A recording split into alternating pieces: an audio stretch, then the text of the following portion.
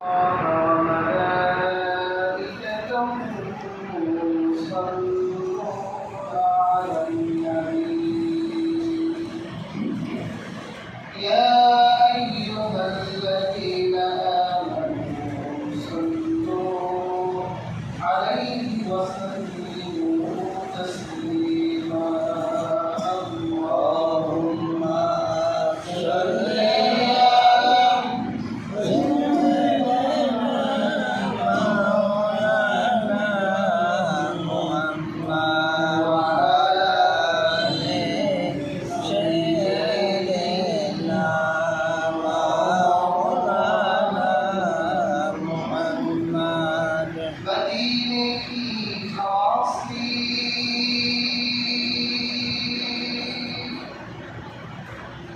जन्नती दूर आती है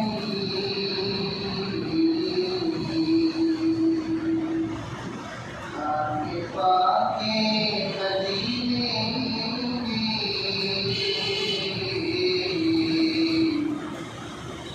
जन्नती पथ चलती है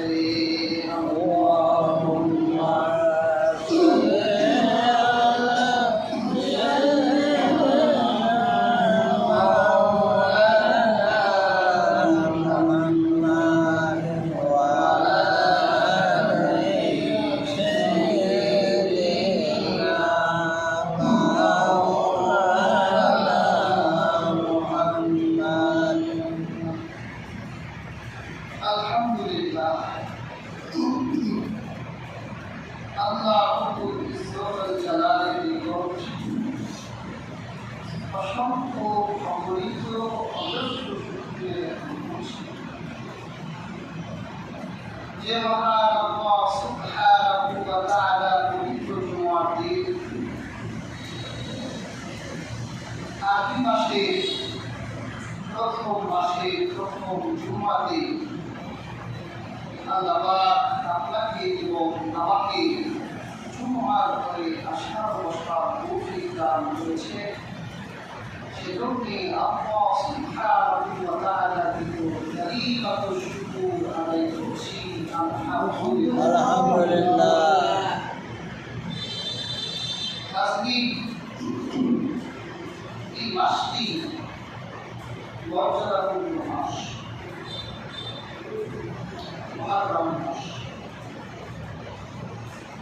আল্লাহ পাক মহাগ্রন্থ আল কুরআনুল কারীমে ইরশাদ করেছেন ইন্না ইদ্দাতাশ শুকুরি লিল্লাহি ইন্না আশারা শাহরান ফি কিতাবিল্লাহ আল্লাহ তার দিনে 12টি মাস গণনা করার জন্য রেখে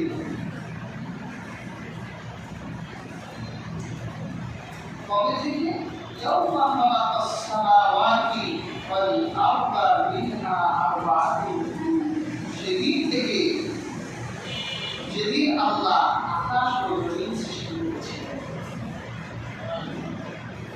এর মধ্যে আল্লাহ 4টি মাসকে করেছিলেন মর্যাদাবান। এই 4টি মাসের একটি মাস হল মুহররম মাস। নবীজি সাল্লাল্লাহু আলাইহি ওয়াসাল্লাম এই মুহররম মাসকে বলেছেন শাহরুল্লাহিল মুহররম, এটা আল্লাহর মাস। মুহররম মাস আল্লাহ। 10 তারিখকে বলা হয় আশুরা। গত জুমায় আলোচনা করেছিলাম আশুরার রোজা রাসূলুল্লাহ বলেছেন যে ব্যক্তি আশুরার রোজা রাখে আল্লাহ তার 1 বছরের গুনাহ মাফ করে। সুবহানাল্লাহ। ইহুদিরা মুসা আলাইহিস সালাম রাখতো এবং ইহুদিরা সাহাবা বলতেন না রাসূল ইহুদিরা আমাদের চিরশত্রু,